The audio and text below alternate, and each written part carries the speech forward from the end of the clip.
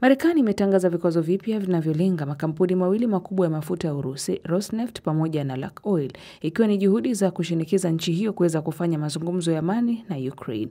Vikwazo hivyo vimetangazwa siku moja tu baada ya Rais Donald Trump katika mkutano wake uliopangwa ukagawanyika katika mji mkuu wa Hungary, Budapest, kati ya Rais wa Urusi Vladimir Putin kuahirishwa. Zaidi na Halima Nyanza.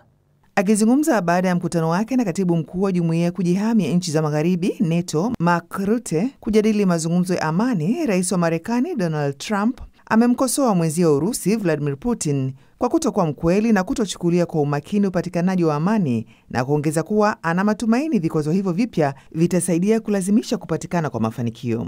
Ameeleza kuwa kila anapokutana kwa mazungumzo na Rais Putin wanakuwa na mazungumzo mazuri tu, lakini yamekuwa hayafiki popote. Akijibu swali aliloulizwa na waandishi wa habari kuwa kwa nini anaweka vikwazo sasa kwa Urusi na hakufanya hivyo mwanzo, Rais Trump amesema amehisi tu kwamba ulikuwa wakati mwafaka na kwamba wamesubiri kwa muda mrefu. Amevielezea pia vikwazo hivyo vipya kuwa ni vikubwa mno, lakini ameongeza kusema kuwa ana matumaini kwamba vitaondolewa haraka endapo tu Urusi itakubali kusitisha vita. Kwa upande wake, katibu mkuu wa jumuiya ya kujihami ya nchi za magharibi NATO, Mark Rutte, amepongeza hatua hiyo iliyochukuliwa kwa kusema kuwa inaongeza shinikizo kwa Rais Putin.